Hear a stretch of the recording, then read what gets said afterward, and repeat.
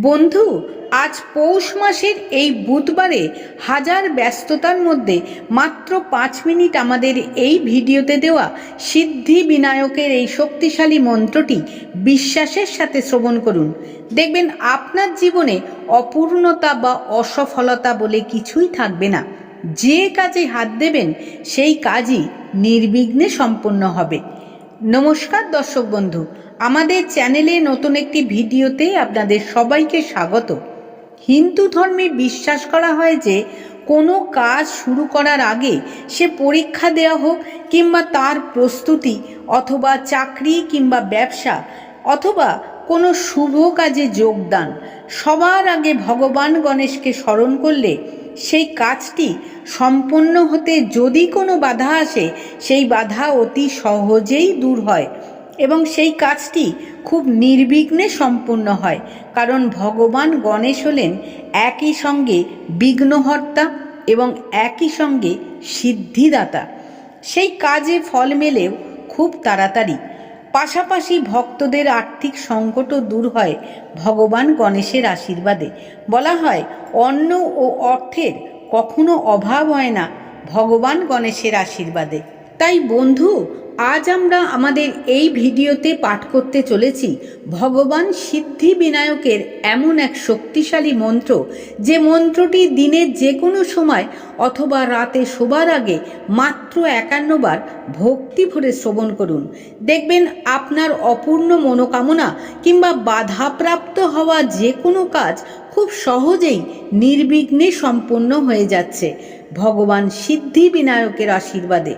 তাই আসুন বন্ধু, আমরা এবার পাঠ করছি সিদ্ধি বিনায়কের সেই শক্তিশালী মন্ত্রটি। আপনারা ভক্তি করে শ্রবণ করুন। ওম নমঃ সিদ্ধি বিনায়কায় সর্বকার্যকর্তে সর্ববিঘ্ন প্রশমনায় স্বাহা।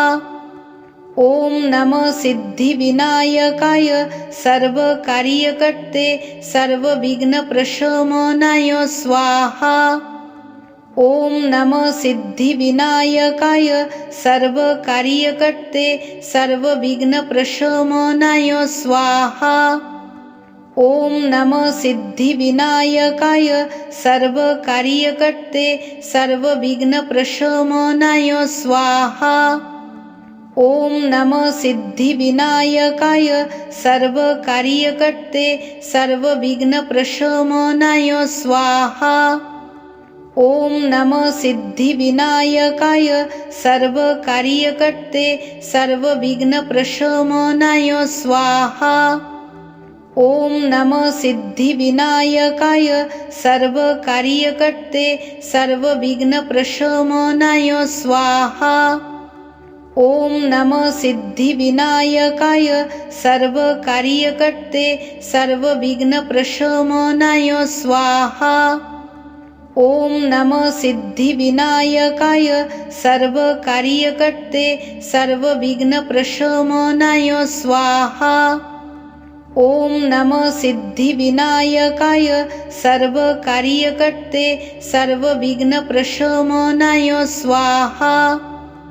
ওম নমঃ সিদ্ধি বিনায়কায় সর্বকার্যকর্তে সর্ববিঘ্ন প্রশমনায় স্বাহা। ওম নমঃ সিদ্ধি বিনায়কায় সর্বকার্যকর্তে সর্ববিঘ্ন প্রশমনায় স্বাহা। ওম নমঃ সিদ্ধি বিনায়কায় সর্বকার্যকর্তে সর্ববিঘ্ন প্রশমনায় স্বাহা। ওম নমঃ সিদ্ধি বিনায়কায় সর্বকার্যকর্তে সর্ববিঘ্ন প্রশমনায় স্বাহা। ওম নমঃ সিদ্ধি বিনায়কায় সর্বকার্যকর্তে সর্ববিঘ্ন প্রশমনায় স্বাহা। ওম নমঃ সিদ্ধি বিনায়কায় সর্বকার্যকর্তে সর্ববিঘ্ন প্রশমনায় স্বাহা। ওম নমঃ সিদ্ধি বিনায়কায় সর্বকার্যকর্তে সর্ববিঘ্ন প্রশমনায় স্বাহা। ওম নমঃ সিদ্ধি বিনায়কায় সর্বকার্যকর্তে সর্ববিঘ্ন প্রশমনায় স্বাহা। ओम नमः सिद्धिविनायकाय सर्वकार्यकर्ते सर्वविघ्नप्रशमनाय स्वाहा।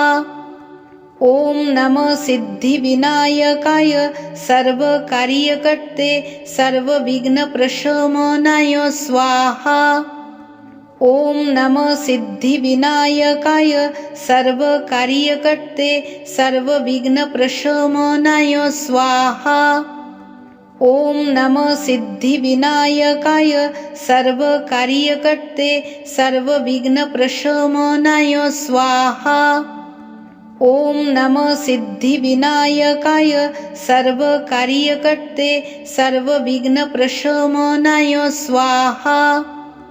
ओम नमः सिद्धिविनायकाय सर्वकार्यकर्ते सर्वविघ्नप्रशमनाय स्वाहा।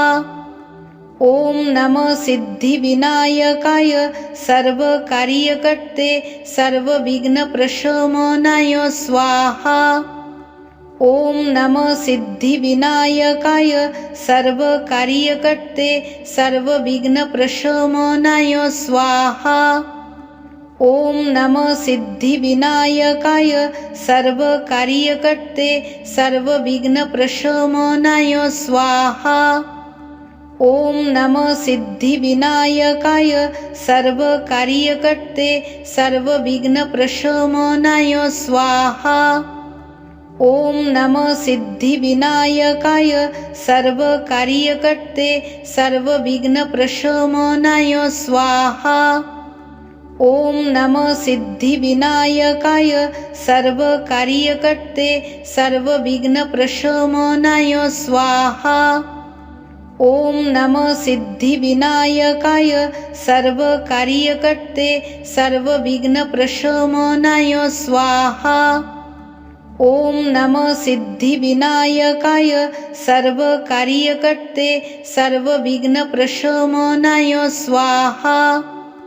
ओम नमः सिद्धिविनायकाय सर्वकार्यकर्ते सर्वविघ्नप्रशमनाय स्वाहा।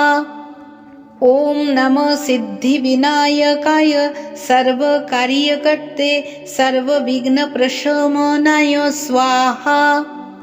ओम नमः सिद्धिविनायकाय सर्वकार्यकर्ते सर्वविघ्नप्रशमनाय स्वाहा।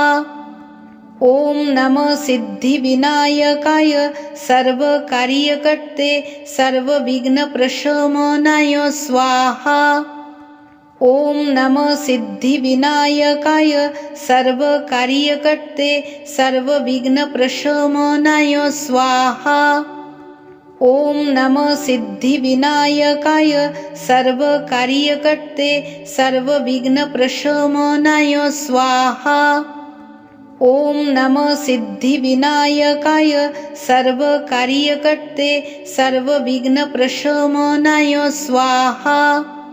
ओम नमः सिद्धिविनायकाय सर्वकार्यकर्ते सर्वविघ्नप्रशमनाय स्वाहा। ओम नमः सिद्धिविनायकाय सर्वकार्यकर्ते सर्वविघ्नप्रशमनाय स्वाहा।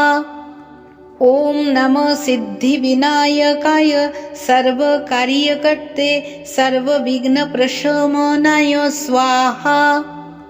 ओम नमः सिद्धिविनायकाय सर्वकार्यकर्ते सर्वविघ्नप्रशमनाय स्वाहा। ओम नमः सिद्धिविनायकाय सर्वकार्यकर्ते सर्वविघ्नप्रशमनाय स्वाहा। ओम नमः सिद्धिविनायकाय सर्वकार्यकर्ते सर्वविघ्नप्रशमनाय स्वाहा। ओम नमः सिद्धिविनायकाय सर्वकार्यकर्ते सर्वविघ्नप्रशमनाय स्वाहा।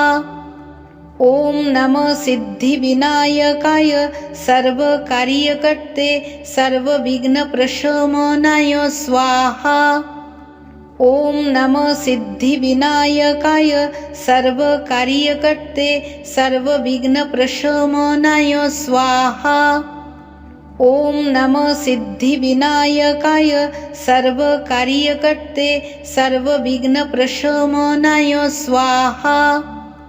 ओम नमः सिद्धिविनायकाय सर्वकार्यकर्ते सर्वविघ्नप्रशमनाय स्वाहा। ओम नमः सिद्धिविनायकाय सर्वकार्यकर्ते सर्वविघ्नप्रशमनाय स्वाहा।